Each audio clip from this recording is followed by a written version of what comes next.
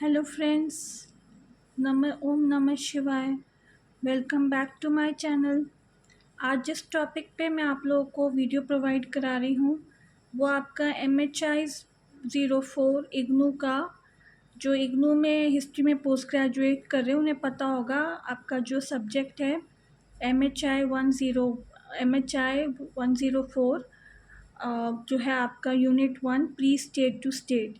मैं जानती हूँ कि नया जो एडमिशन हुआ है उसके अकॉर्डिंग सिलेबस में थोड़े बहुत चेंजेस आए हैं, पर मैं ये वीडियो उन बच्चों के लिए बना रही हूँ क्योंकि जिनका एडमिशन जो है आपका जुलाई 2023 से पहले वाले टर्म में हुआ है, जैसे जिनका दिसंबर 2022 में हुआ है या जून 22 में हुआ है या उनसे पहले वाले बच्चे, उनका तो वही सिलेबस चलेगा जो पुराना वाला है।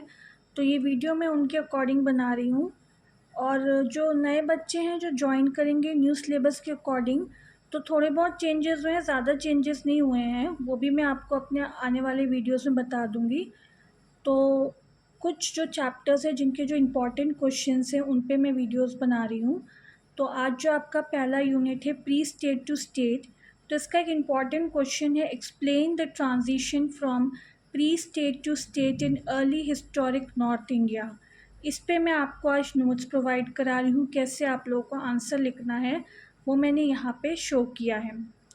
तो पहले तो हमें मतलब डिफ़ाइन करना है कि प्री स्टेट से जो है एक ट्रांजिशन स्टेज आती है और ट्रांजिशन स्टेज से जो है वो एक स्टेट में कन्वर्ट हो जाता है। तो प्री स्टेट आपका कौन सा एज डिफाइन करता है? अर्ली वैदिक एज। और इसका सोर्स हमें कहाँ से मिलता है? ऋग्वेद से। Historians have analyzed the prayers conceived in the Rigved suggest that the dominant social categories were dependent on pastoralism.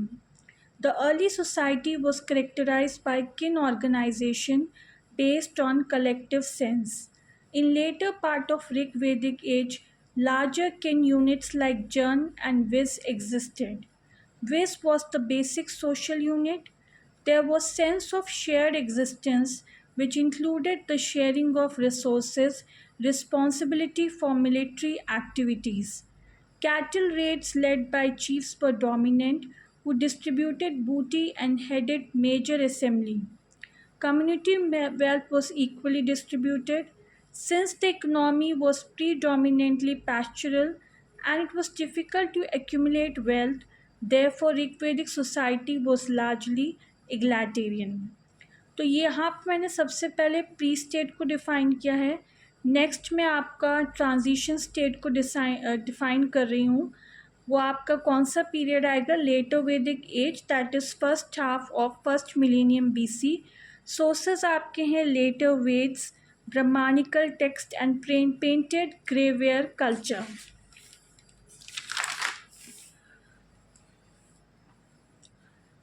तो इसके जो मेन पॉइंट्स हैं जो आपको याद रखने हैं वो हैं, लेटर वैदिक text represent increasingly complex social and political relation. The people practiced agriculture and reared cattle. The assured food suppliers sustained sacrifices. Dwight became cradle of sacrifices. Through this ritual, the Raja position was made superior and was shown as subordinate. Brahman Kshatriya relationship and powerful elite emerge. Rituals such as the Upanayana ceremony were performed to emphasize Varna and gender inequality. The emergence of differentiation took place, which was necessary for state formation. Brahmanical literature prescribed formulas for preserving the office of chief over generation in the same family. It suggests that the idea of hereditary succession was gaining ground. The idea of territorial affiliation was growing, that can be seen from the prevalence of terms such as Rashtra and Janpad. Bali, the gift of affection of the earlier period, was possibly acquiring an obligatory character, but taxes were not yet regularly collected. In case of defense, organized standing was yet absent, and this played the role of defense in case of need. At the end of the later Vedic period, Certain attributes of the state were in place, but state had not fully yet emerged. It is argued that iron not had yet entered the productive process, agriculture had still not yielded the necessary surplus, and sacrifices like the Ashwamedh and Vajpayee, among others, involved the slaughter of animals and wasteful consumption. Together, they held back the rise of territorial state. Now the next topic is origin of territorial state, जिस पे हम describe करेंगे as of Buddha, जिसको हम as of Buddha के नाम से भी जानते हैं. धर्म सूत्र endorse the system of one division in society. Powerful states like Magad and Kosala had strong standing army. Important factors that led to the formation of state. तो इसमें हमने दो जो कुछ स्कॉलर्स के पॉपुलर व्यू हैं वो डिस्क्राइब किए हैं, और एक जो रोमिला थापर है उसका व्यू डिस्क्राइब किया है. Introduction of iron in 6th century BC which comes under popular view. इसमें क्या क्या होता है? Expansion of agriculture, ploughing easy हो जाती है, सरप्लस प्रोडक्शन होता है, expenses of state yajna sustain, punch mark coins appear होते हैं. क्राफ्ट में क्या होता है? Development of commerce, trade, regular tax collection होता है. Vaishya and Shudras were made to carry burden of higher caste of society bye providing required revenue and servant. Romila Thapar के view के अकॉर्डिंग क्या होता है? उसने सबसे पहले लीनेज को जो है डिस्क्राइब किया है. एमर्जेंस ऑफ राजन्य और क्षत्रिय and Vysya from senior and junior lineage, and Shudra were basically those relegated to position of laborer in householding economy. Senior lineage control had greater access to resources. और यहाँ पे क्या देखते हैं कि difference between junior and senior lineage increase. Pure endogamy preferred. Within the framework of the householding economy, one comes to understand the transition from lineage society to a complex society, and the state also gave importance to environmental factors.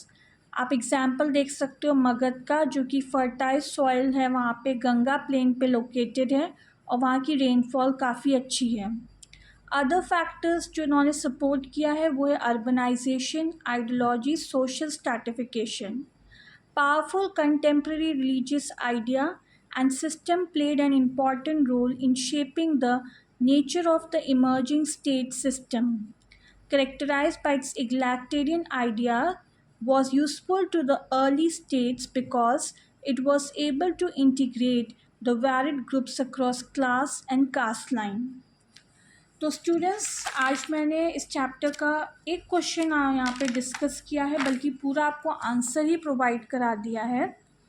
और next video में जो question बचे हैं इस chapter के वो मैं discuss करूँगी.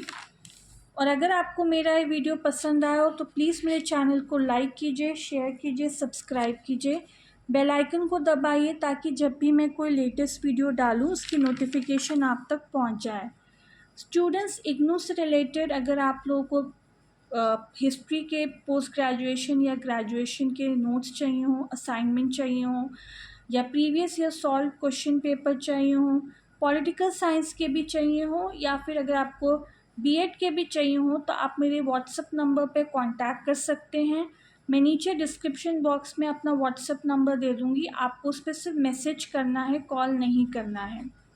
ऐसे ही हम धीरे धीरे करके MHI 04 के सारे चैप्टर्स के इम्पॉर्टेंट क्वेश्चंस के आंसर्स मैं आप लोगों को प्रोवाइड कराऊंगी, ताकि जब आप लोग का एग्ज़ाम आए तो जो मतलब एंड टाइम पे प्रिपरेशन होती है ना, कि बिल्कुल नहीं तैयारी हो पाती, ये इम्पॉर्टेंट क्वेश्चंस आप लोगों की काफ़ी हेल्प कर देंगे. तो आज के लिए बस इतना ही था. नेक्स्ट वीडियो तक बाय.